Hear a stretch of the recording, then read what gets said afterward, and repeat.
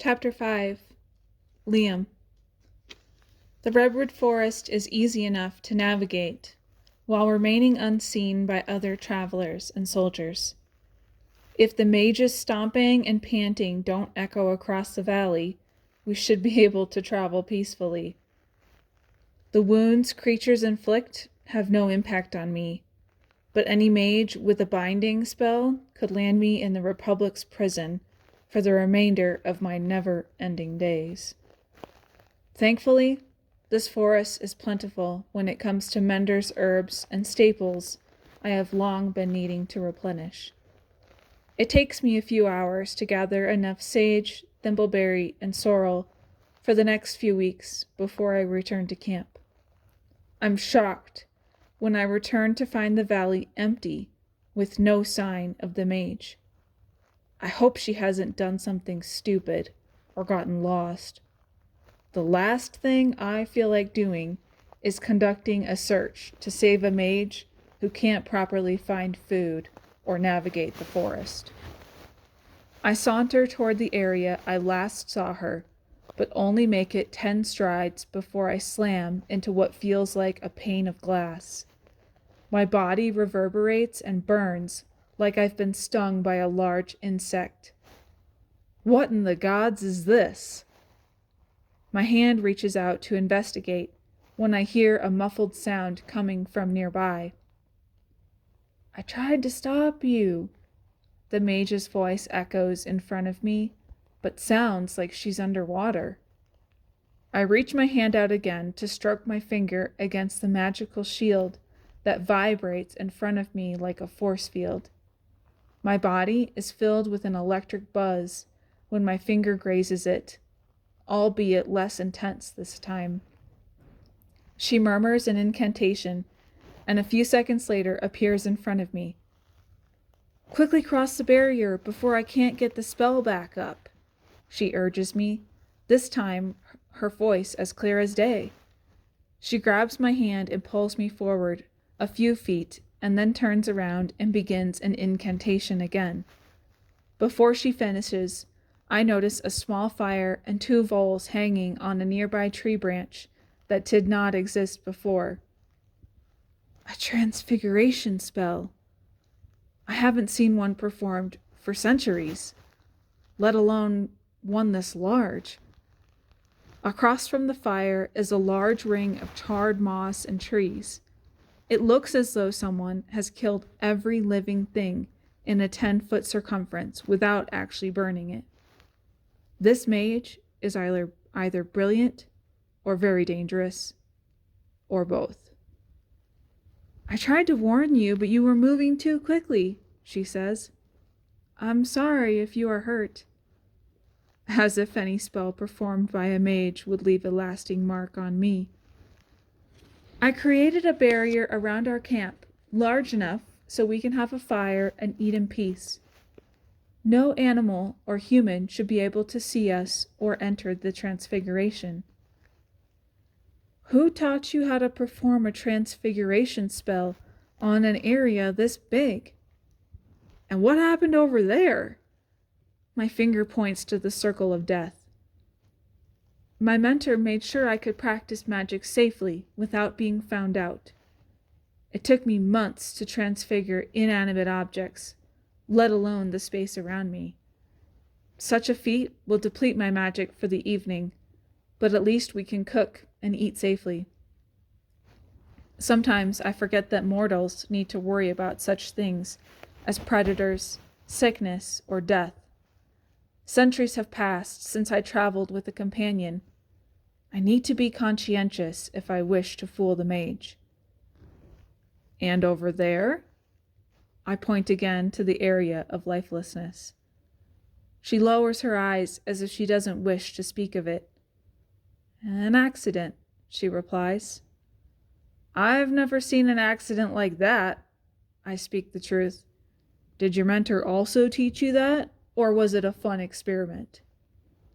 Death is not something I joke about. She glares at me, and suddenly her chocolate eyes seem a little darker. Those trees are thousands of years old, and I blew them out like a candle. You may have no regard for life in this forest, but I do. She turns away from me, ashamed. I enter the circle of death and grab a fallen cone. The cones of these trees hold their seeds and only open when they are heated by fire or other means. I crush the cone and the seeds fall to the ground. These trees will reproduce and provide more life for the forest. She stares at me for a moment, her gaze softening. Regardless, we need to work on your control over your magic. Whatever spell you used here is potentially a deadly weapon. She nods, her expression turning serious. Now, hand me those voles so we can fill our bellies while your transfiguration lasts. We eat in silence in front of the warmth of the flames. The temperature of the redwood forest is mild, but nights are cool. I study the mage as we sit across from one another, cleaning the bones of our meal. My stomach rumbles, so I slip a few berries out of my pack that I found while foraging and munch on them quietly. She has pulled her hair out of the band holding it on top of her head. Her long, dark hair falls in front of her face, and the light from the fire glints off a few gray strands woven within. A pang of jealousy hits me. My appearance will never portray my age. My old soul trapped in this youthful body. She catches my stare and wraps her cloak around herself tighter. What do you need so badly that you hired an untrained mage? She asks pointedly. I must choose my words carefully. I seek a potion that has been long forgotten. The creature I seek lies in the forest of Moran, or so I believe. Her eyebrows raise as she leans over the flames. Whatever you are looking for is surely not worth the risk you are taking. Even the most formidable mages are no match for some of the creatures in the forest of Moran, let alone an untrained one. A mender will surely perish, not to mention the danger of traveling near the capital as an unmarked. The mage is right, but it is not death from creatures that I fear. If that were possible, I would not need Harrick's antidote and the fire-tipped sparrow. I will need a mage in case I encounter others from the Republic. I speak the truth. The entrance to the forest of Moran is heavily guarded with mages. We both know they will not let anyone pass. Unless you are holding some runes in your pocket, our only option is to improve your magic wielding. I'm not sure my skills, she starts. You do not have any skills, I interrupt. But you hold an Amorite stone and enough power to wield it, as you demonstrated in that alleyway and the circle of death you created over there. My finger points to remind her. She lowers her head and turns her face away. I will teach you to hone your magic, but I must set some ground rules before we continue on this journey together. She leans back on her hands and settles into her position on the ground. No magic out in the open unless I tell you to. We can't risk the attention of the Republic, as you and I both know how that will end. She gives me a blank stare, so I continue. No mentioning where we are going or what we are trying to do to anyone you encounter. The potions I'm looking for are potentially dangerous if they fall into the wrong hands. The sparrow, that is my antidote, is also how my immortality was created.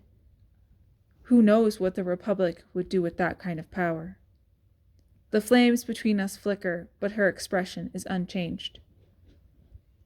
And what choice do I have in this matter? She raises one eyebrow. I'm not your master.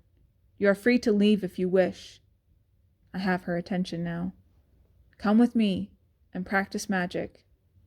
Enter one of the most dangerous places in Amaria and help me capture the creature I need. Or depart and do as you please. She contemplates my offer for a long moment. And what happens to me after you have what you desire and no longer need my services? A poignant question. You can have my mending stone, I blurt out before I ponder its significance. To carry one stone without the Republic's obligations is a privilege. To carry two is unheard of, and I've been around a long time. And why would you do that? Are you giving up mending after this? She asks, her eyes widening at this generous prospect. I will have no use for it once I find the bird. The stone will be yours to do whatever you wish. It is a fair offer. She will be the only person in all of Amaria to carry a stone for mending and a stone for magic, making her a true anomaly and a powerful ally. She stands and towers over the flames between us, her lips pulling into a smirk. Deal. The mage sits across from the fire from me, while I pull out the text I stole from the archives in Kiva and resume reading where I left off. Mender Hannah writes about the creatures that she and her apprentice Harik encountered in the Forest of Moran. The Forest of Moran. Mender Hannah, apprentice Harik, 1347. It is with great pleasure that I report on our findings in the Forest of Moran. On our quest to find a fire-tipped sparrow, Harik came across a yellow-spotted vulture. Our mage used a binding spell to capture the creature so we might experiment with a serum created from its feathers. Unfortunately, when administered to our first patient, they developed large yellow spots similar to the creature itself. However, the patient's heart murmur disappeared after a short time. Harik theorizes that the sparrow may be able to cure other lifelong diseases with the serum from the vulture. I am anxious to see if his theory proves correct. The translation of the Old Lucerish is arduous and slow, but any mention of the fire-tipped sparrow and Harik gives me hope. I've been searching for centuries for any text with his name in it. After he was banned from the Republic and joined the rebels, all of his works disappeared. My father despised his mentor and never spoke highly of Harik to me. He was always jealous of Harik's accomplishments and embarrassed that he was trained by a rebel mender, even though Harik spent most of his career working for the Republic. My father would never have shared the location of Harik's antidotes with me, his most disappointing son, even if he knew where they resided. When my thoughts stop racing, I'm surprised to find the woman staring at me. "Who is Mender Hannah?" she asks. I close the book to look at the binding. Old Lucerish is typically taught only in prestigious academies. What does a whore of Kiva know of Old Lucerish? I respond. She diverts her gaze to the flames for a moment before responding. My master, she pauses, the man you slaughtered, I clarify. She locks eyes with me. Yes, Nelson cared greatly for me. He wanted me to be well educated, so he paid for me to attend the academy. I studied the languages and histories of the Republic. She pauses again and looks away. He told me ignorance was not attractive. Is that what you believe you are? Ignorant? I question. The fire crackles, and a long moment passes. Ignorant enough to believe that things would change after 25 years of history repeating itself. She pushes herself to her feet and stomps out the fire with her boots. The transfiguration has fallen. Best to be careful. My stone will need the evening to regenerate. Darkness wraps around us, the only light emanating from the remaining embers. I wrap my cloak around my shoulders and lie on a bed of moss. Before I close my eyes, I found the outline Before I closed my eyes, I found the outline of her back turned towards me. Her hair cascades over her shoulders, and for a moment, she reminds me of her, Emery. My stomach churns at the thought of her name, so I roll to my opposite side. The sooner I can find Harek's antidote to this curse, the better.